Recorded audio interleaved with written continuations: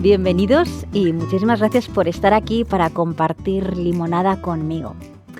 Os adelanto que la limonada de hoy tiene un toque artístico muy especial. Hoy vamos a conversar con una mujer, actriz, cantante, conferenciante, escritora, talento en estado puro, Miriam Fernández. Hola, Qué Lara. placer tenerte aquí y hacer limonada juntas. Hombre, por favor, es que lo estaba deseando. Muchas gracias por invitarme. Antes de nada, la pregunta que siempre hago antes de exprimir los limones. ¿A qué sabe la limonada actualmente de la vida para ti? ¿Qué sabor tiene? Uy, pues tiene un sabor amor la limonada. Estoy súper enamorada, súper feliz y me sabe eso, a amor. Y dulce y no sé, creo que es un momento muy especial de mi vida a nivel personal y profesional, o sea que Qué gusto, la limonada más rica de todas. qué gusto. Pues vamos a hacer un poquito de historia para saber esos ingredientes de tu limonada, ¿no? Hasta que los exprimimos hoy en día. Cuando tú naciste, te diagnosticaron parálisis cerebral. Ujú. Tus padres eran muy jovencitos, em, estaban en una situación personal un tanto delicada y no sabían cómo hacer, pero te dieron la oportunidad de que otros padres sí que pudieran darte las atenciones que necesitabas en ese momento para que tú te desarrollaras como la mujer que eres hoy. Exacto. Sí, sí, sí. Además, de una familia con padres adolescentes, de repente, casi de la noche a la mañana, me convierto en la pequeña de 7. O sea, tú imagínate, eh, el cambio que fue. Yo era muy bebé y es verdad que no me enteraba mucho, pero gracias a esa adopción, el médico en un primer momento, el diagnóstico que dio fue bastante negativo, porque dijo que yo no iba a poder caminar, que no iba a poder llevar una vida normal, que y bueno, pues esta familia Fernández, pues me dio todo ese carácter, me ayudó muchísimo y a los 4 años di mi primer paso, o sea que fueron muy determinantes. Pero en realidad fue un acto de amor el de tus padres biológicos. Totalmente, totalmente, yo siempre lo pienso así. El hecho de primero darme la oportunidad de vivir, estando en una situación complicada y luego reconocer con humildad que no puedes cuidar a tu hijo para que lo cuide otro, con el dolor que eso conlleva, yo siempre es un gesto que he agradecido muchísimo. Y ambas familias, pues al final hicieron lo mejor para mí, entonces es de valorar. En los primeros años de tu vida, ¿cómo recuerdas esa emoción de gestionar? Claro, tú tenías muchas cosas que gestionar. Gestionar la discapacidad, gestionar la dependencia, gestionar que tenías padres biológicos y padres adoptivos, un montón de hermanos. ¿Cómo recuerdas esa? ¿Qué emoción te viene a la cabeza?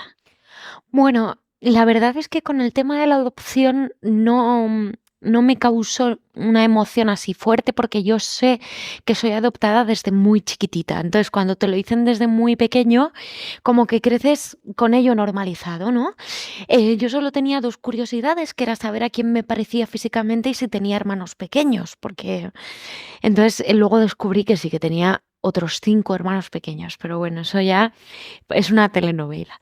Y, y con respecto a la discapacidad, como mi familia me trataba súper normal, porque yo es verdad que iba mucho a fisioterapia y la fisio me enseñaba a caer, porque dijo, esta niña se va a caer muchas veces, tiene que aprender a colocar el cuerpo, desarrollar reflejos. Pero mi madre en casa hacía el ejercicio contrario, que era, si la niña se cae, que nadie la levante a no ser que se abra la cabeza. Y yo, gracias, mamá.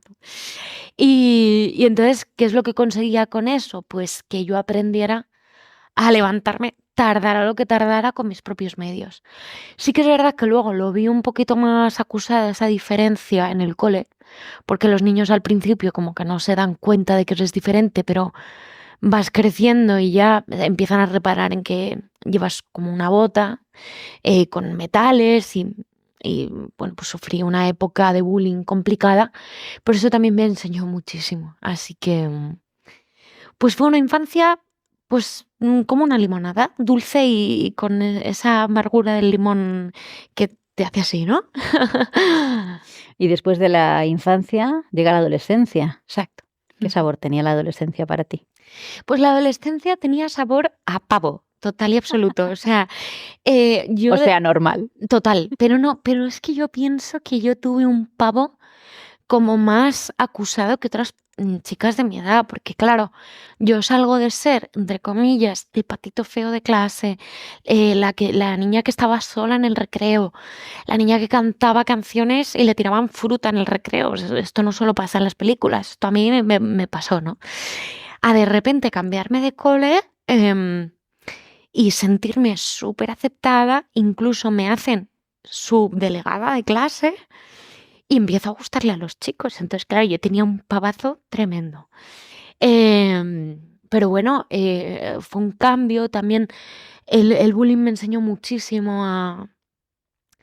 a darme cuenta de la necesidad que había de aceptarme a mí misma, porque yo me doy cuenta, digo, ostras, es que si tú no aceptas tu discapacidad o tu situación, ¿cómo esperas que 30 compañeros tuyos de clase hagan lo que tú no estás haciendo por ti? Tienes que aceptar, tienes que cambiar el por qué a mí al para qué a mí y tienes que decidir cómo quieres que el mundo te vea. Si quieres que te vean como una persona pasiva y triste o quieres que te vean sonreír y con ganas. O sea, que la frase clave para ti fue el ¿para qué? Totalmente. ¿Y para qué? ¿Para qué? Pues para descubrir que puede parecer reiterado, pero para descubrir que todo tiene un para qué. Es decir, en un momento determinado, tú dices, algo me está pasando y tendemos como a preguntarnos el por qué está pasando esto. Pero yo me doy cuenta desde muy chiquitita que cuando cambias esa fórmula en la pregunta, automáticamente todo adquiere un sentido. El por qué es como una razón, pero el para qué es un motivo, un sentido que a veces trasciende a ti mismo. Entonces, a mí me han llegado a pasar cosas como el hecho de descubrir para qué tenía yo la discapacidad que tenía. Y la descubrí cuando con 14 años a una de mis hermanas le dio un infarto cerebral y se quedó con secuelas. Y descubrí que era la única en mi familia que podía ayudarla a sobrellevar una discapacidad por todo lo que yo había vivido. Pero es que también, pues todo, ¿para qué fallece mi padre? Pues cuando tenía 18 años.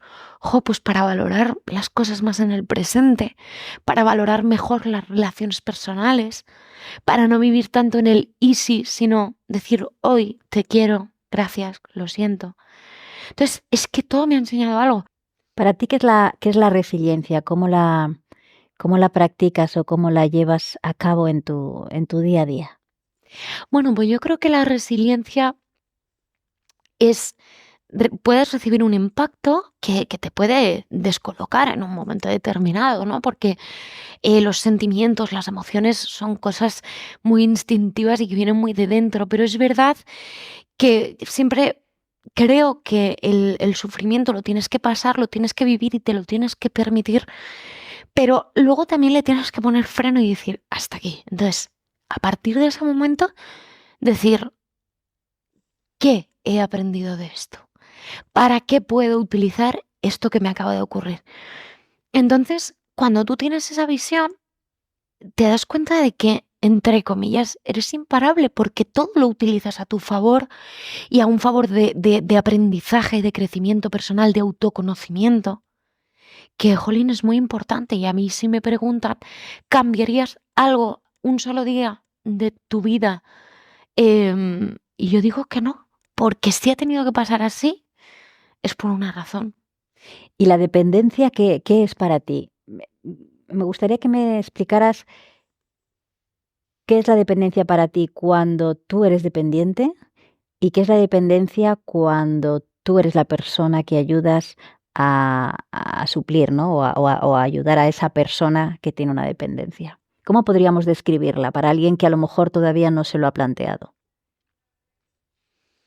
Es que, claro, para mí la dependencia tiene como muchos matices, o sea, esa palabra para mí tiene muchísimos matices y es verdad que hay personas que necesitan ser más ayudadas a nivel físico o que necesitan más atenciones, pero creo al final que cada uno aporta una cosa diferente en el mundo. Entonces, ese término como tal pues la gente lo tiene muy interiorizado en la sociedad porque siempre se relaciona con lo físico, ¿no?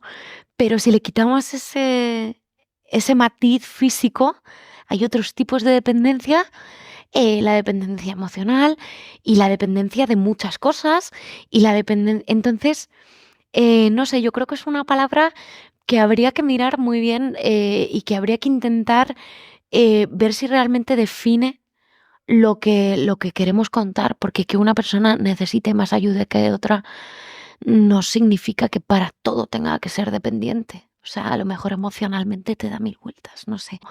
Tenemos diferentes cosas y la idea es normalizar la sociedad. Y siempre digo que para normalizarla es necesario que sea desde la sociedad hacia el colectivo de personas con discapacidad, pero también desde las personas con discapacidad hacia la sociedad. La verdad es que es un gusto siempre hablar contigo.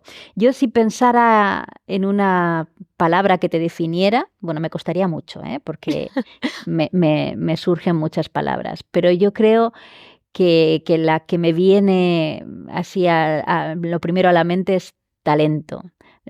No solo talento artístico. Para mí, Miriam, tú eres talento. Y desde que yo te conozco, además, es que has crecido un montón en el mundo artístico y en ese talento con el que tú naciste, que yo creo que es algo que ya traías de serie, ¿no?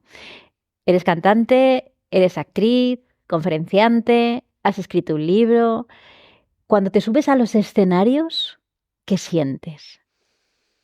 Pues siento muchísima pasión, es mi vida, me encanta, pero también siento mucha responsabilidad. Es decir, para mí cada escenario es una oportunidad de poner un granito de arena de cambio en la sociedad que me ha tocado vivir. Entonces, pues cada proyecto lo hago con muchísimo mimo y siempre soy consciente de que ese momento, ese rato, ese instante, puede tocar algún corazón y puede dar motivos a alguien para sonreír. Entonces, mucha responsabilidad y mucho amor. ¿Y cómo sientes lo que sienten los espectadores cuando de repente te ven en el escenario?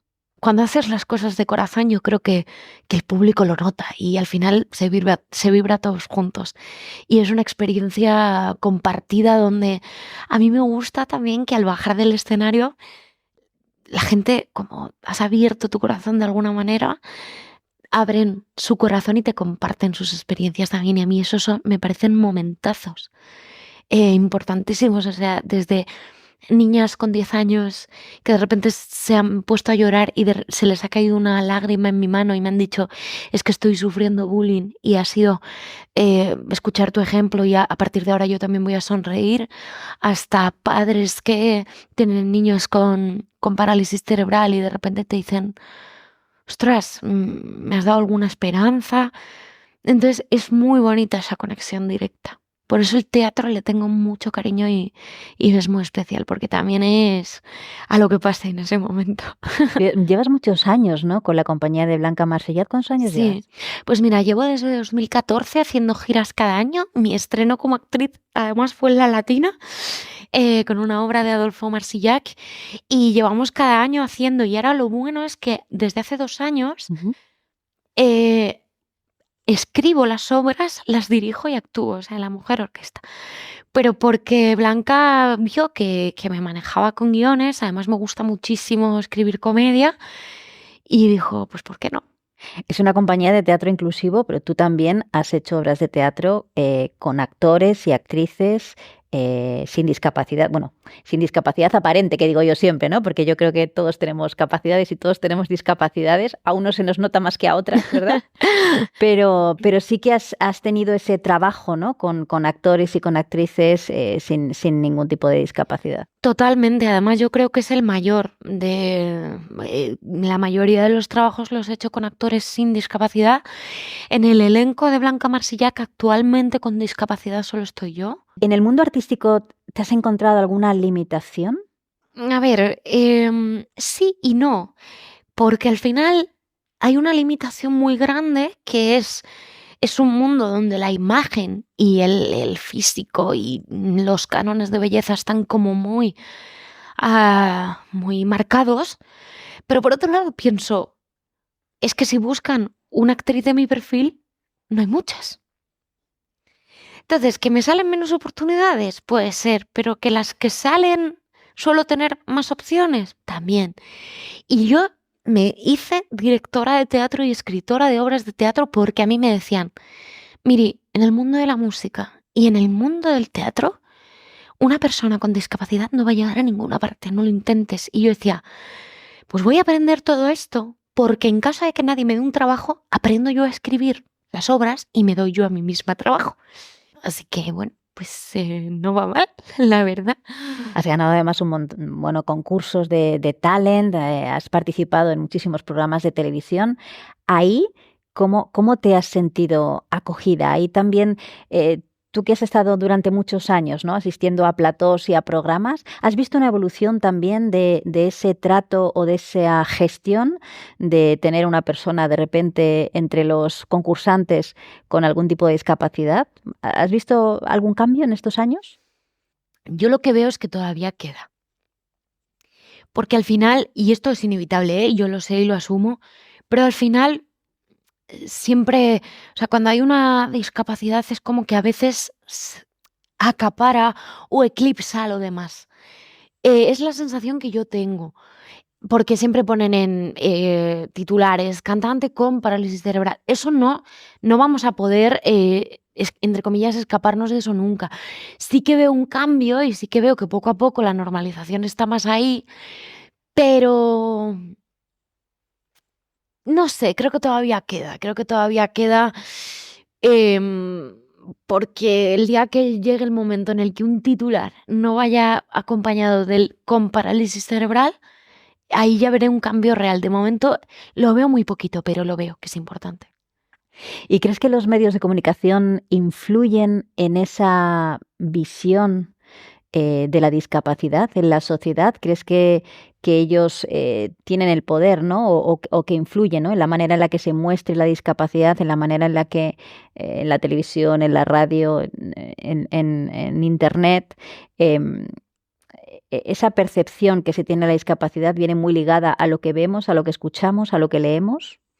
Yo creo que sí, pero por eso también decía que las personas con discapacidad que estamos en el otro lado, tenemos que también poner de nuestra parte en el sentido de, a mí, por ejemplo, en programas de televisión me han preguntado sobre cosas y yo he dicho, sí, tengo esto, pero no me impide, o sea, al final es también ir preparado a las entrevistas o decirle al periodista cómo quieres que se exprese lo que tú quieres decir, que luego se puede cambiar porque al final no eres tú el que tiene la última palabra.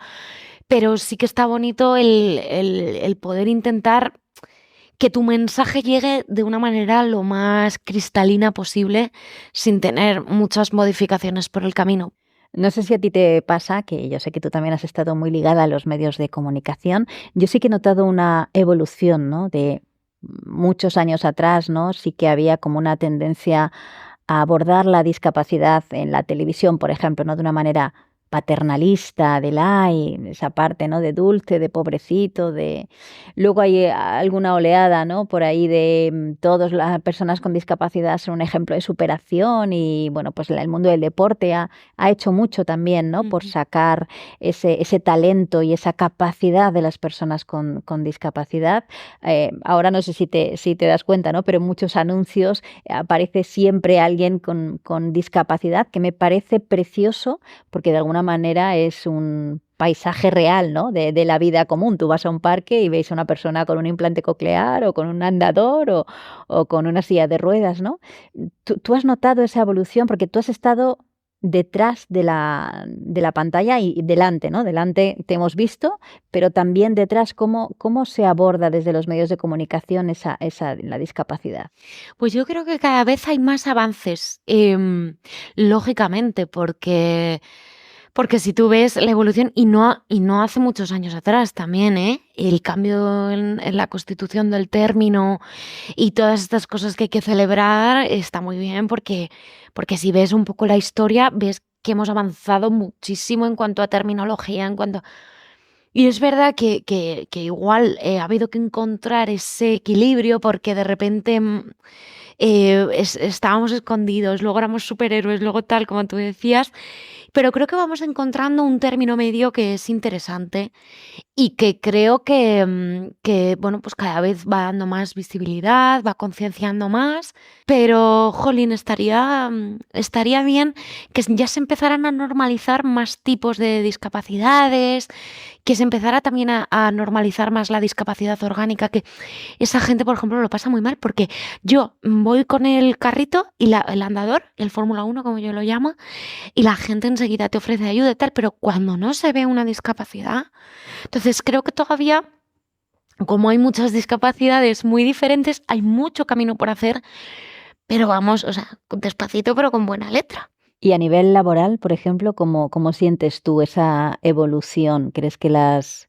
empresas están teniendo en cuenta esa igualdad en el empleo para personas con discapacidad o sin discapacidad? ¿Crees que miran más los talentos o que todavía asusta esa parte de contratar a personas con discapacidad? Bueno, yo creo que todavía asusta y hay una cosa que yo me tomo con humor. Hace tiempo que estuve pues haciendo de reportera en un evento de actores y yo ya me lo tomo con humor. Yo decía, ¿hay algún productor en la sala? Contratadme que desgrabo. Porque es así, porque desgrabas y entonces tienen beneficios fiscales las empresas y tal.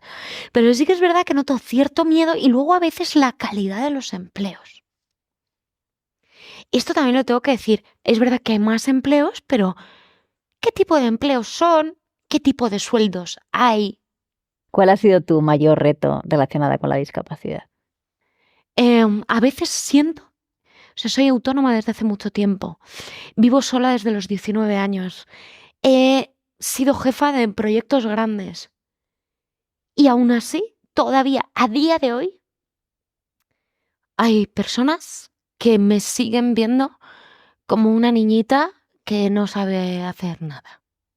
Y es como, ostras, lo que me cuesta que me tomen en serio o que me den la posición de jefa que tengo.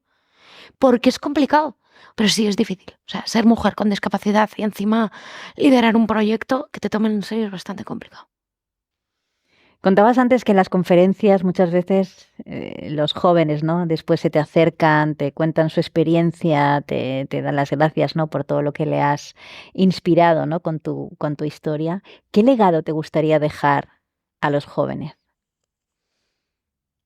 Pues a mí cuando ya crezca mucho, me gustaría hacer una fundación. Mm. Eso a mí es una cosa que tengo pensada desde hace mucho tiempo. Y el legado, sobre todo, es deja que tu sonrisa cambie el mundo, pero nunca dejes que el mundo cambie tu sonrisa, porque al final, ostras, y ahora cada vez más creo que los jóvenes, con la sociedad tan rápida en la que vivimos, toleran menos la frustración, hay más ansiedades, hay más estrés. Pues que un poco de paz, de calma, de tener esa confianza de que todo lo negativo va a servir para algo positivo, que simplemente se trata de transformar la visión con la que tú veas el mundo. Y ese mensaje, ¿no? Que al final no es lo que te pasa, sino cómo lo enfrentas. O sea, un poco más de positividad, de optimismo. ¿Y qué percepción tienen ahora los jóvenes de la discapacidad? Tú que estás en contacto con ellos, ¿es una percepción más natural? Yo creo que sí. Yo creo que sí. Yo creo que hay ciertas cosas que se van naturalizando con el tiempo y sí que sí, porque, em, hombre, siempre habrá el que te trate como héroe y el que te trate pobrecito, pero yo creo que en general el trato es bastante... O sea, como los medios de comunicación, los anuncios, tú decías, cada vez hay más sillas de ruedas y cada vez muestran más lo que es la sociedad, creo que eso ayuda a una educación más normalizada, ¿no? ¿Cuál ha sido tu mayor apoyo, Miriam? Pues diría mi madre, por supuesto, y no voy a dejar pasar la oportunidad de decir que ahora mi marido. Ahora es verdad que como estoy recién casada, pues estoy con el marido todo el día en la boca, pero... Ese es el amor. Hombre, por favor. Pero mi madre, pues sí, ha sido un ejemplo a seguir bastante potente. Bueno, Miriam, un poco para terminar, con todos los éxitos que has cosechado y que vas cosechando y los que te quedan por cosechar, con todas esas experiencias, todas esas trabas, pero también todos esos retos que has superado, ¿cómo se convertirían en ingredientes para una limonada Miriam Fernández? Pues mira, mi limonada perfecta, tal vez, cuando me voy haciendo mayor es como que intento ir un poco a la esencia. Y si tuviera que elegir solo un ingrediente, solo uno, sería paz. Porque cuando tú estás en paz, cuando tú tienes tranquilidad interior, eres capaz de ver las cosas con más perspectiva, con más optimismo, eres capaz de amar mejor, eres capaz de dar más, eres capaz de estar más tranquilo con tu entorno. Entonces, si tuviera que elegir un solo ingrediente, llevaría paz, pero si ya le tuviéramos que poner ahí un toque personal, amor a uno mismo y hacia los demás. Creo que es fundamental. Y, venga, le voy a dar otro: autoconocimiento. Autoconocimiento. Qué importante es conocernos, saber de dónde venimos, por qué sentimos como sentimos, por qué vamos hacia dónde vamos, por qué nos afectan las cosas que nos afectan. El autoconocimiento yo creo que es muy importante porque te ayuda también, o sea, en el proceso de la aceptación, en el proceso de ser más optimista. Yo conozco, no sé si la conoces tú, pero yo creo que sí, una de mis personas favoritas en este mundo que tengo la gran suerte de conocer en persona es a Marian Rojas. Y ella me lo dice, comprender es aliviar. Y ostras, cuánto aliviaría a la gente si se comprendiera un poquito más. Pues una limonada espectacular. Un poco intensa. Bueno, pero a veces rica, yo creo que es rica, ¿eh? A veces la intensidad es necesaria. Es que hoy estoy intensa, Lari. ¿Y estás intensa? Hoy estoy muy intensita yo. Que es que he estado con el teatro esta mañana y ya, vamos, me ha dado la vena. Hay días y días. Oye, es que además ese es un tema también a abordar, ¿no? Muchas veces no, las personas con discapacidad, parece que todos somos buenos, simpáticos, también tenemos nuestros días raros, ¿no? Y no, como todas las personas y nuestras salidas de tono, ¿no? Yo creo que eso es normalizar también. Eso es. Oye, ¿sabes que yo hace años que leí tu libro, Bailando bajo la lluvia? Bueno, eso es el disco. El libro era Los cometas del Los cometas, sí, eso sí. es. Estuviste en mi presentación. La verdad es que bailaría bajo la lluvia contigo, Miriam, y donde haga falta, porque siempre aprendo muchísimo de ti, contigo, y te agradezco muchísimo que hayas venido a hacer limonada, porque esta limonada la voy a poner yo en conserva, con esa intensidad, para que se quede ahí, y la recordaré siempre, así que muchísimas gracias. A ti, que te quiero un montón. Gracias.